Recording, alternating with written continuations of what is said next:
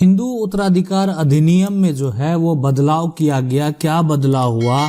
और बहुत लोगों के साथ ऐसा है ना कि वो सोचते हैं कि हिंदू उत्तराधिकार अधिनियम है तो सिर्फ ये हिंदू पे लागू होता है, तो बिल्कुल ऐसा नहीं है। ये हिंदू के अलावा जो बौद्ध धर्म है ना उस पे भी लागू होता है, और साथ में जो जैन धर्म है उस पे भी लागू होता है, जो सिख है ना, उस पे भी लागू होता है। तो ये जो है यानी ये सभी धर्मों पे जो है लागू होता है। इसके अलावा ऐसा जो है यहाँ पे अगर आप सोच रहे हैं तो जो एक तरह से मुस्लिम हैं, ईसाई हैं, इस पे ये लागू जो है वो नहीं होता है। बस उसके लिए सिर्फ अलग कानून है, अलग नियम है कुछ, और बहुत ज़्यादा का डिफरेंस नहीं है, लेकिन फिर भी नियम थोड़ा अलग हैं।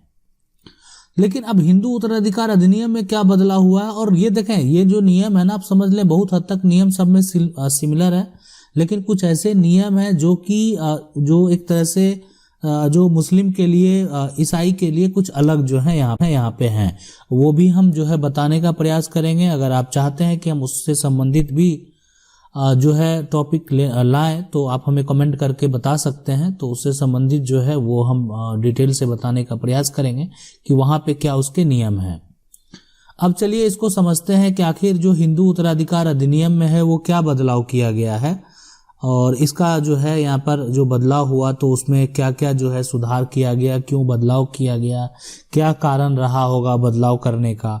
तो बदलाव करने का सबसे बड़ा जो और मुख्य कारण यही है कि जो संपत्ति है उस पे जो उत्तराधिकार है ना, तो उत्तराधिकार को जो भी उत्तराधिकार है उसमें यानी एक बेटा है और दूसरा जो है बेटी है, तो बेटा और बेटी को पहले समान कर दिया गया। लेकिन पहले जो नियम था ना उस नियम के तहत बेटी को ऐसा नहीं है कि संपत्ति में अधिकार नहीं था, लेकिन महिला को ऐसा अधिकार नहीं था कि आप जाके उस पे जो है अपनी संपत्ति, पिता की संपत्ति पे आप दावा पेश कर सकते हैं, है ना। तो आपको जो है दावा करने का अधिकार नहीं था, मतलब बेटी को दावा करने का अधिकार नहीं था। किसी कारण परिस्थिति बस अगर वैसा देखा जाए तो वहाँ पे संपत्ति के लिए फाइट कर सकते हैं वैसी परिस्थिति में। लेकिन जो है पुरुषों की तरह महिलाओं को जो है ऐसा नहीं था कि वो अपने संपत्ति के लिए अपने जो हिस्सेदार हैं, भाई हैं, उनके ऊपर वो केस फाइल कर अपना हक जो है वो प्राप्त कर सकते हैं, ठीक है। तो इसलिए यहाँ पे जो है इसमें सबसे पहले जो सुधार किया गया वो धारा 4 का जो है 2 है, उसमें ये सुधार किया गया कि जो भी संपत्ति है ना, तो उसमें उत्तराधिकार जो भी है, उत्तराधिकार बेटा हो या बेटी हो, बेटा हो या बेटी हो, वो अपना दावा जो है वो कर सकता है और अपने संपत्ति में जो है हक प्राप्त कर सकता है। और इसमें खास करके महिलाओं को उन सभी संपत्ति पे अधिकार दिया गया जो उनकी पैतृक संपत्ति है, पूर्वज से प्राप्त संपत्ति है या पिता की संपत्ति है, ठीक है, मतलब वो प्राप्त कर सकते हैं। उसके अलावा भी सुधार किया गया। जैसे यहाँ पे जो अगला सुधार किया गया वो है आपका धारा 6 में, धारा 6 में भी सुधार किया गया।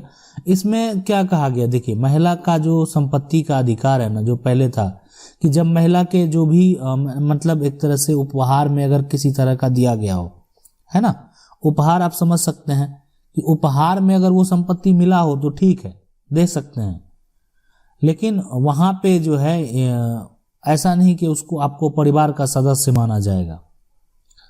तो इसमें कहीं ना कहीं देखा जाए तो उन बहनों के साथ, है ना, उन माताओं के साथ जो है समस्या उत्पन्न होता था। किसी कारणवश से तलाक हो गया या पति की जो है मृत्यु हो जाती थी, बहुत तरह की समस्याएं हैं, और उनको जो है एक तरह से जो पति का घर है, अब वो पति के घर में नहीं रह रही है, उनको किसी कारणवश वहां से निकाल दिया गया, तलाक दे के निकाले या जैसे भी निकाले, तो उसके बाद उस महिला का जो है आखिरकार वो महिला का घर कौन सा है, तो वो है यहाँ पे पति का घर, पिता का घर, है ना। तो पिता के घर में अब उसको समान अधिकार दे दिया गया बेटा और बेटी को, है ना, जितना बेटा का अंश होगा उतना ही बेटी का अंश होगा।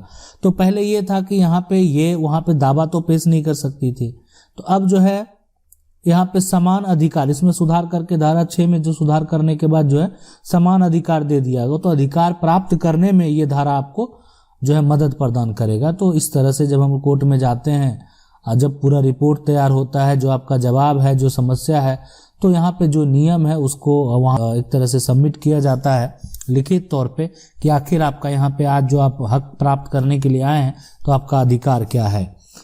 उसके बाद कुछ यहाँ पे और जैसे धारा 3 है ना, धारा 3 को तो हटा ही दिया गया। अब आपके मन में भी सवाल होता होगा कि धारा 3 क्यों हटा दिया गया। तो हिंदू उत्तराधिकार अधिनियम का जो धारा 3 है ना, वो महिला को पहले अगर बात करें तो एक तरह से विभाजन की मांग करने का कोई अधिकार ही नहीं देता था।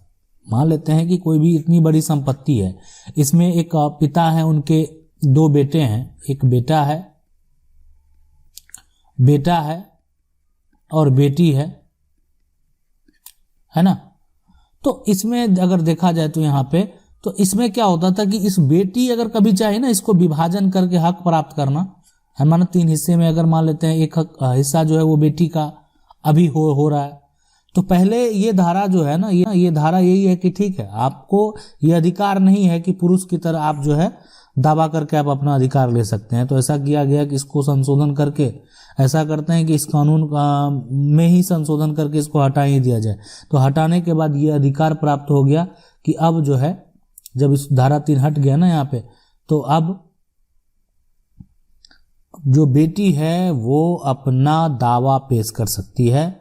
ठीक है, अपना विभाजन का अधिकार दे दिया गया। मतलब बेटी भी पार्टीशन सूट का केस फाइल जो है करके ये संपत्ति का विभाजन कर सकती है। जो बेटी है उसके द्वारा, पहले बेटे के द्वारा पार्टीशन सूट होता, लेकिन अब इस धारा को हटा देने के बाद बेटी के द्वारा भी पार्टीशन सूट होगा, है ना।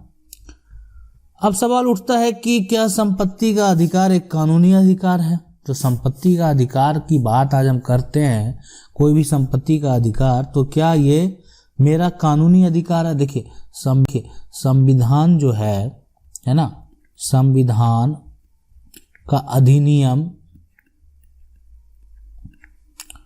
1978 है ना, यह एक मौलिक जो है अगर बात करें अधिकार नहीं है, लेकिन बहुत ही अगर बात करें यह आपका जो है एक संवैधानिक अधिकार है ना। मतलब संपत्ति का अधिकार जो है मेरा, वो कौन सा अधिकार है, संवैधानिक अधिकार है। अब जैसे इसमें मान लेते हैं कि बेटी को ऐसा मन में सवाल होता होगा कि क्या पिता के द्वारा अगर हमको शादी कर दिया गया तो हम अपना अधिकार का दावा कर सकते हैं कि नहीं कर सकते हैं। मान लेते हैं शादी करके वो अपने मायके चली जाती है ना, या अपने ससुराल चली जाती है, तो ससुराल जो है जाती है, तो मायके का जो संपत्ति है शादी के बाद, तो क्या मायके की संपत्ति पे जो माता पिता की संपत्ति है उस पे वो दावा पेश करके, मतलब क्या कानून उसको अधिकार देता है अभी फिलहाल वर्तमान में दावा पेश कर सकती है। तो इसका आंसर एक शब्द में होगा हाँ, आप दावा पेश कर सकते हैं। एक शादीशुदा बेटी को पिता के संपत्ति में हिस्सा मांगने का पूरा अधिकार है। अपने भाई और कुमारी बहन जितना ही अधिकार, मतलब देखिए जितना अपना भाई मांग सकता है, कुमारी बहन का हक होगा, उतना शादी के बाद भी संपत्ति में हिस्सा मांगने का उस बेटी को अधिकार है।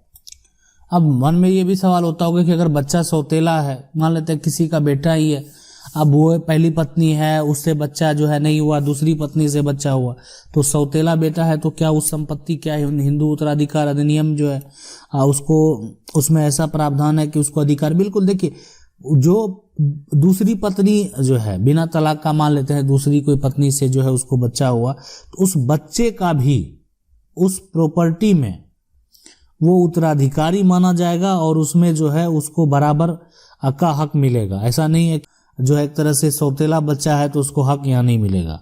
ठीक है, तो पहले पति का जो है मान लेते हैं अगर कोई बेटा है और दूसरे जो पत्नी है उसका अगर कोई बेटा है ना, तो जब भी बंटवारा होगा यहाँ पे, तो जब भी मान लेते हैं उसका बंटवारा किया जाएगा, तो ऐसा नहीं है, देखिए दोनों का हक होगा, वो उस परिवार का वंशज है। और अगर पिता की संपत्ति है, पैतृक संपत्ति है, तो वंशावली के हिसाब से अगर देखा जाए तो जो उनके वंशज हैं, जिनका उन पिता का नाम उनसे जुड़ा हुआ है, तो उसका भी वहाँ पे अधिकार जो है बनता है। लेकिन बात करें तवज्जो की, तो तवज्जो जो पहली पत्नी के जो बच्चे हैं उनको दिया जाएगा। ठीक है, और ऐसा नहीं है कि दूसरी पत्नी के जो बच्चे हैं उसका अधिकार नहीं होगा, दूसरी पत्नी के जो बच्चे हैं उसका भी पिता की संपत्ति में अधिकार होगा, इसलिए कि दोनों का जो एक तरह से जो पिता है वो एक है। ठीक है, आशा करते हैं वीडियो अच्छा लगा होगा। वीडियो अच्छा लगा वीडियो को लाइक जरूर कर दें। चैनल को पहली बार देख रहे हैं सब्सक्राइब करके जो बेल आइकन उसको जरूर दबा लें। मिलते हैं अगले वीडियो में, तब तक के लिए